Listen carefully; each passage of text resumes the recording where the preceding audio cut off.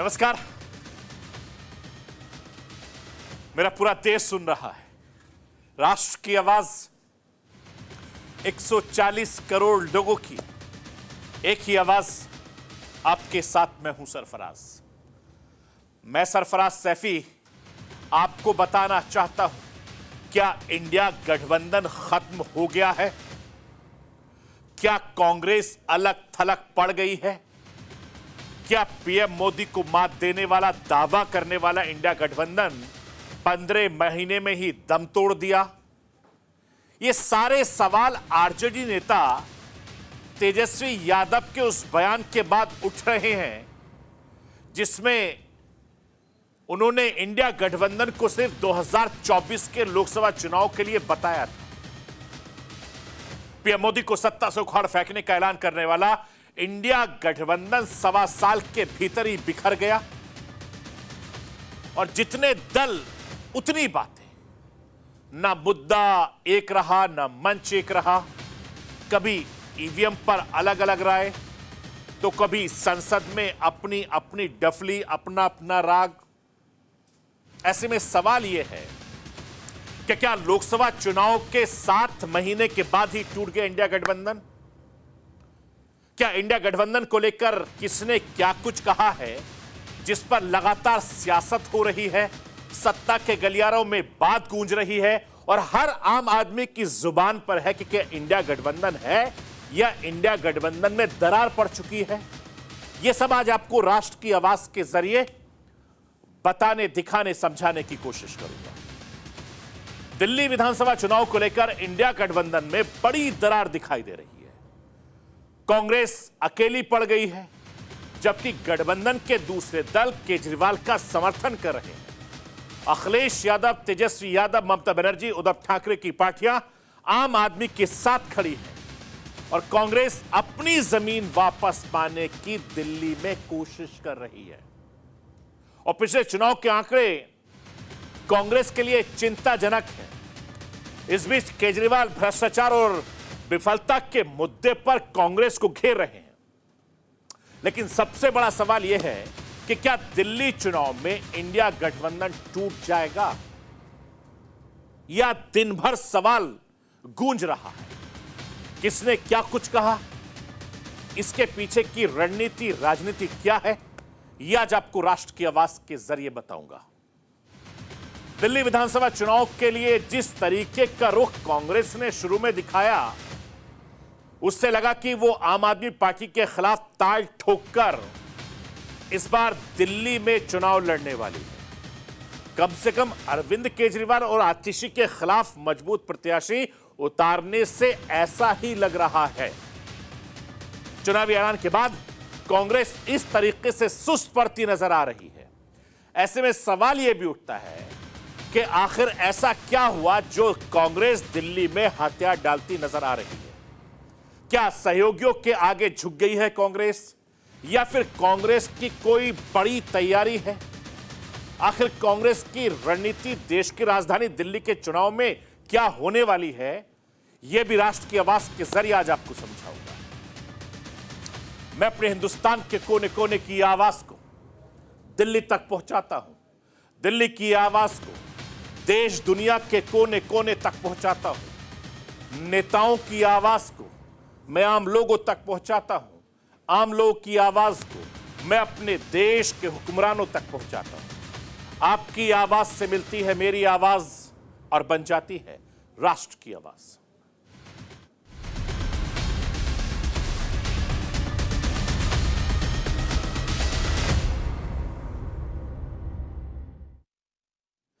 देश की राजधानी दिल्ली में भारतीय जनता पार्टी को टक्कर देने के लिए बने इंडिया अलायंस में एक बार फिर से दरार पड़ गई और यह दरार इतनी ज्यादा बड़ी है कि अलायंस अब कभी भी टूटने के कगार पर है, ऐसा राजनीति के जानकार कहते हैं। क्योंकि लोकसभा चुनाव के बाद हुए हरियाणा विधानसभा चुनाव के में कांग्रेस बुरी तरीके से हार गई और फिर महाराष्ट्र में इंडिया गठबंधन का बुरा हाल होने के बाद अब दिल्ली के दंगल में दरार पूरी तरीके से दिखने लगी है।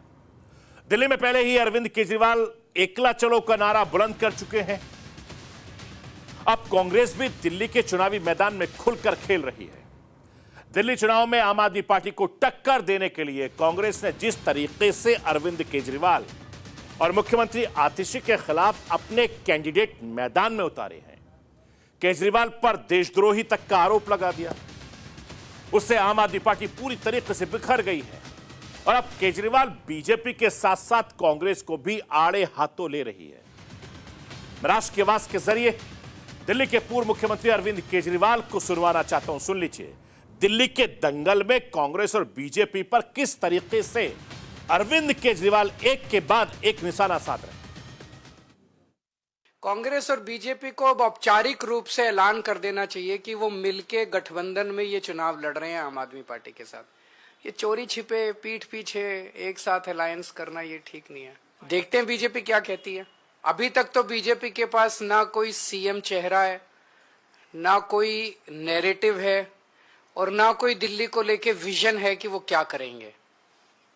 10 साल में उन्होंने कोई काम नहीं किया और इसी वजह से बीजेपी केवल और केवल आम आदमी पार्टी को गालियां देके ये चुनाव जीतना चाहती है।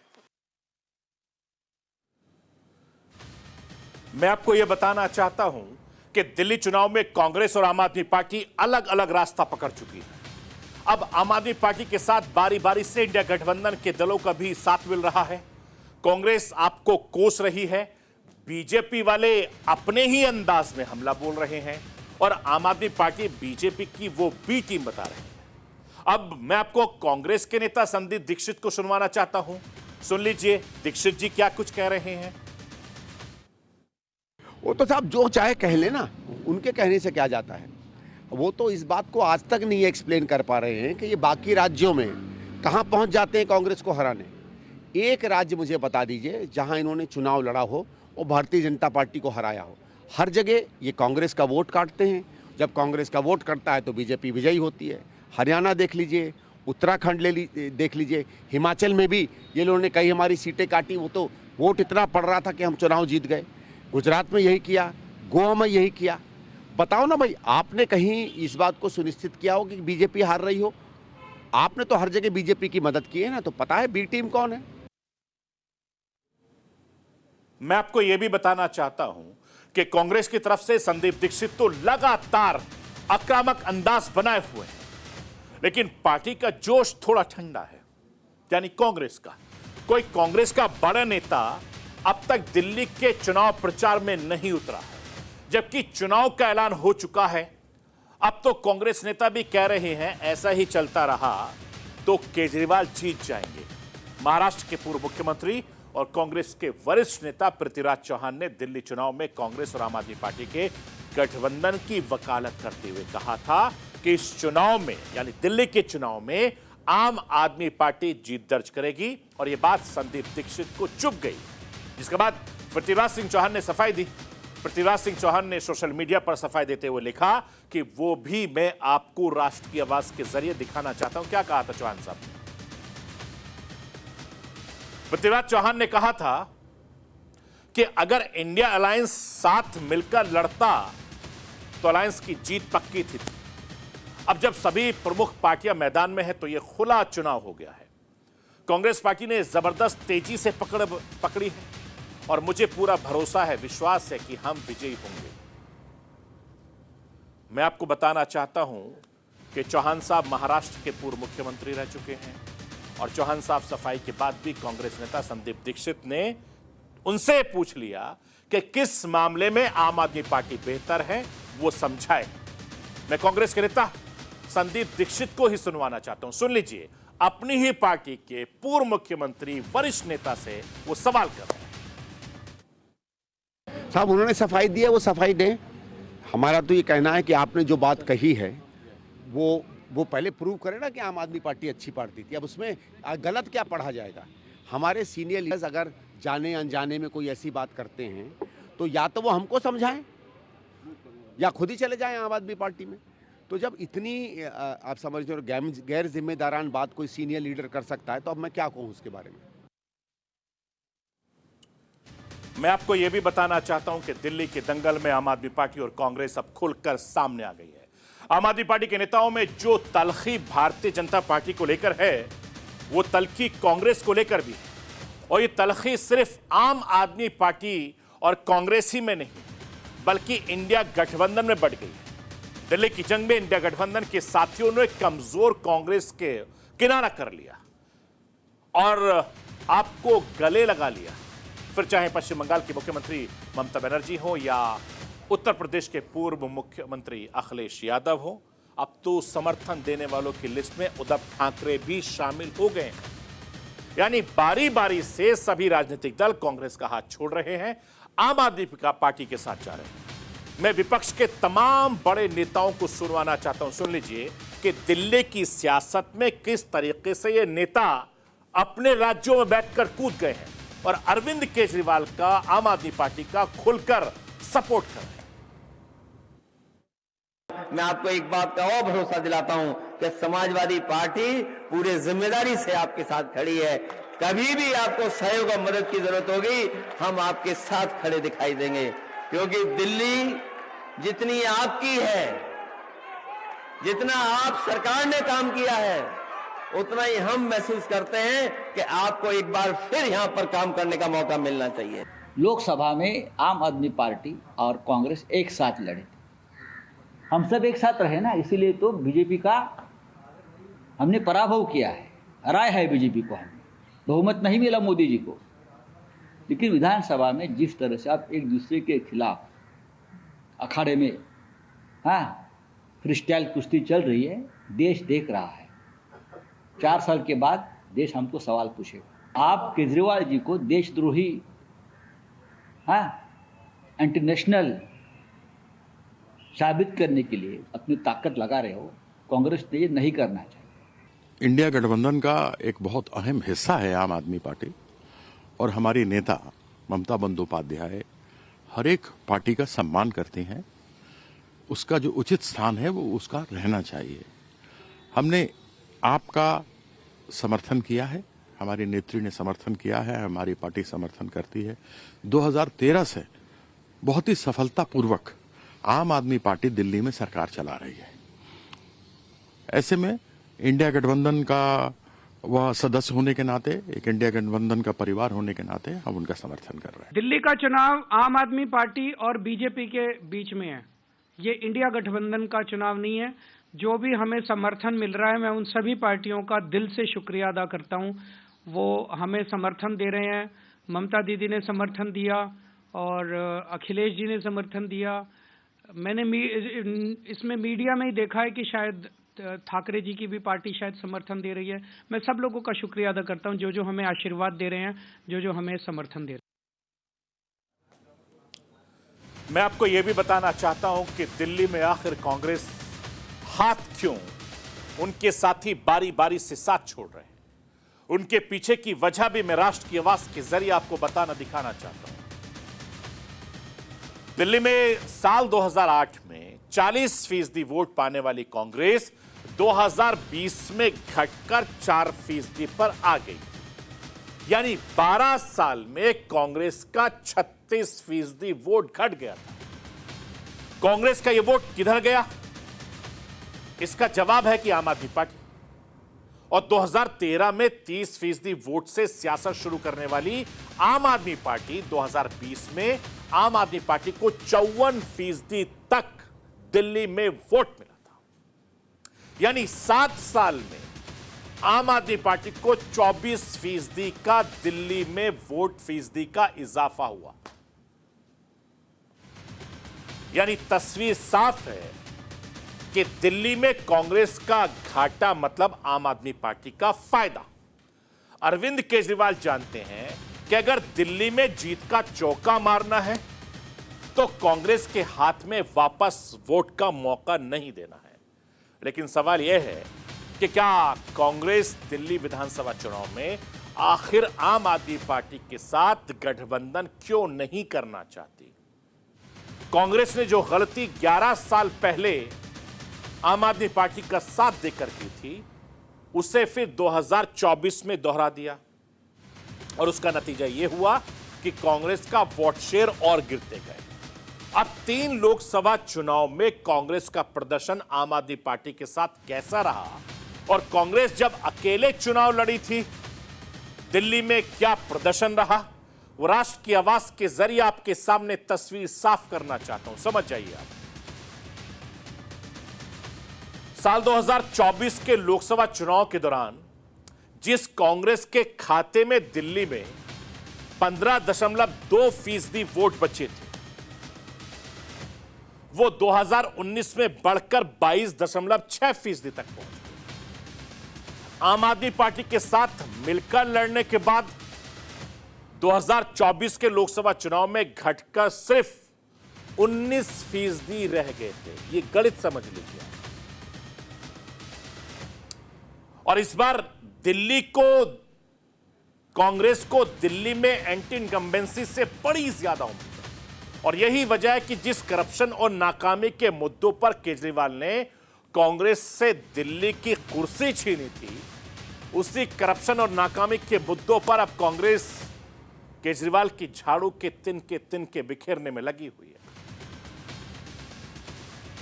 मैं आपको यह भी बताना चाहता हूं कि 2024 के लोकसभा चुनाव में प्रधानमंत्री नरेंद्र मोदी और एनडीए गठबंधन को हराने के लिए जो इंडिया गठबंधन बना था वो 2025 के शुरू होते ही टूटने के कगार पर पहुंच गया। 2024 में विपक्ष के सारे नेता एक साथ थे, एक ही मंच पर राहुल गांधी और केजरीवाल हुआ करते थे और अब राहुल गांधी की सांसद सदस्यता गई थी तो आपके नेताओं ने भी उनके सुर में सुर मिलाया था, इतनी नजदीकियां थी। और केजरीवाल के जेल जाने पर बीजेपी को तेवर राहुल गांधी ने दिखाया। कहा 7 महीने पहले उत्तर प्रदेश के 2 लड़के 7 साल के बाद एक साथ नजर आए और भारत जोड़ो यात्रा से लेकर चुनावी मंच तक दोनों नेता एक दूसरे के साथ दिखे थे। कहा 7 महीने पहले तेजस्वी यादव राहुल गांधी का खटखट वाला बयान अपने मन से दोहराते थे। कहा लोकसभा चुनाव में ये नेता साथ एक दूसरे के लिए वोट भी मांग रहे थे, लेकिन 7 महीने के भीतर सब कुछ बदल गया। 7 महीने पहले जो कहते थे हम साथ हैं वो अब कह रहे हैं आ देखे जरा किसमें कितना है दम। और ऐसे में सवाल यह भी उठता है कि क्या दिल्ली में इंडिया गठबंधन खत्म हो जाएगा इस चुनाव में या इसके बाद क्या कांग्रेस अलग थलग फिर से पड़ जाएगी? क्या पीएम मोदी को मात देने का दावा करने वाला इंडिया गठबंधन 15 महीने में दम तोड़ दिया? ये सवाल इसलिए उठ रहे हैं क्योंकि तमाम विपक्षी दलों के नेताओं के बयानों के आप मायने निकालेंगे तो ये तस्वीर साफ हो जाएगी कि इंडिया गठबंधन का द एंड होने वाला है या हो रहा है, ऐसा राजनीति के जानकार भी कहते हैं। लेकिन मैं राष्ट्र के आवाज के जरिए विपक्ष के तमाम नेताओं के गठबंधन को लेकर जो बयान सामने आए हैं वही मैं आपको सुनवाना चाहता हूं राष्ट्र की आवाज के जरिए। सुन लीजिए। और बिहार के पूर्व उप मुख्यमंत्री तेजस्वी यादव ने कहा इंडिया गठबंधन सिर्फ लोकसभा चुनाव तक था। और कांग्रेस के नेता पवन खेड़ा कह रहे हैं कि इंडिया गठबंधन खत्म हो गया, लोकसभा चुनाव तक ही था यह गठबंधन। उधर जम्मू कश्मीर के मुख्यमंत्री उमर अब्दुल्ला कह रहे हैं कि इंडिया ब्लॉक को खत्म कर देना चाहिए, इसमें ना एजेंडा है ना लीडरशिप है।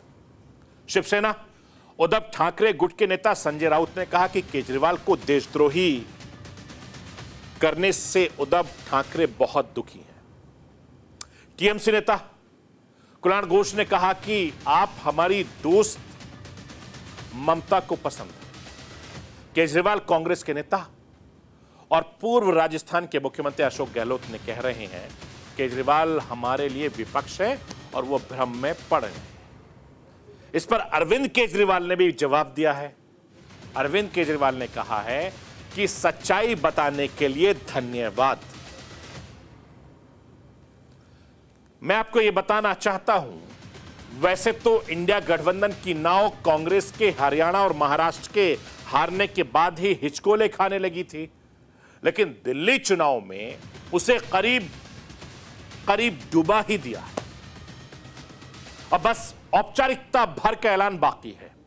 इंडिया गठबंधन को खत्म करने की वकालत करते हुए जम्मू कश्मीर के मुख्यमंत्री उमर अब्दुल्ला ने कहा कि लोकसभा चुनाव के बाद इसकी कोई बैठक नहीं हुई और यह गठबंधन लोकसभा चुनाव तक ही था, तो इसे खत्म कर देना चाहिए। इंडिया गठबंधन बने हुए करीब 15 महीने हुए हैं और इन 15 महीनों में इंडिया गठबंधन की कितनी बैठक कहां कहां हुई हैं वो राष्ट्र की आवाज के जरिए मैं आपको दिखाना चाहता हूं। लेकिन उससे पहले जम्मू कश्मीर के मुख्यमंत्री उमर अब्दुल्ला और बिहार के deputy chief minister Tejashwi Yadav को सुनवाना चाहता हूं।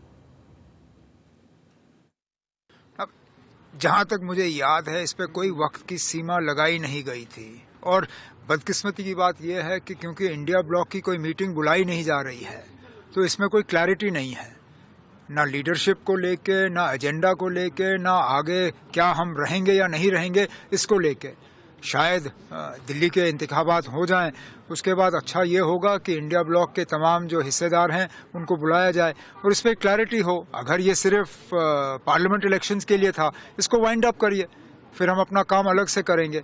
अगर पार्लियामेंट इलेक्शन के बाद ये असेंबली के लिए भी है तो फिर हमें मिलकर काम करना होगा। दिल्ली चुनाव में तो पहले से तय था इंडिया अलायंस जो है वो लोकसभा के लिए, और बिहार में जहाँ तक बात की जाए हम लोग तो शुरू से साथ थे। अभी हम लोगों ने डिसाइड नहीं किया पार्टी ने कि हम लोग वहाँ चुनाव लड़ेंगे कि नहीं लड़ेंगे, और बाद में हम लोग देखेंगे कि ये लोकसभा चुनाव के लिए था गठबंधन, बिल्कुल ठीक बोल रहे हैं। वो जो इंडिया गठबंधन था वो लोकसभा चुनाव के लिए राष्ट्रीय स्तर पे अलग अलग राज्यों की परिस्थिति के हिसाब से जो दल हैं, कांग्रेस हो या क्षेत्रीय दल हो, वो निर्णय लेते हैं कि हमें इकट्ठे लड़ना है या अलग है।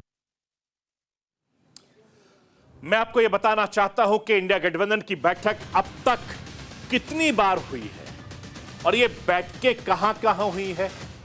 कैसे बैठक के बाद इंडिया गठबंधन का जिसने नींव रखी यानी बिहार के मुख्यमंत्री नीतीश कुमार, वही गठबंधन से निकलकर एनडीए का हिस्सा बन गए, मोदी जी की नाव में सवार हो गए। इंडिया गठबंधन की पहली बैठक 23 जून 2023 को पटना में हुई थी, आपको याद होगा, और इस बैठक की अगुवाई बिहार के मुख्यमंत्री नीतीश कुमार ने ही की थी और बैठक में विपक्ष के 15 दल शामिल हुए थे उस वक्त। लेकिन बाद में नीतीश कुमार इंडिया ब्लॉक छोड़कर एनडीए में शामिल हो गए थे। विपक्षी एकता की दूसरी बैठक 17 और 18 जुलाई 2023 को बेंगलुरु में हुई। 2024 के आम चुनाव में भाजपा को हराने के लिए विपक्ष के 26 राजनीतिक दल एक साथ एक मंच पर आए और इस बैठक में विपक्षी दलों के गठबंधन का नाम इंडिया गठबंधन तय किया गया, यानी इंडिया अलायंस की तीसरी बैठक देश की आर्थिक राजधानी मुंबई में 31 अगस्त और 1 सितंबर 2023 को हुई और इस मीटिंग में अलायंस ने 5 कमेटियों का गठन किया था।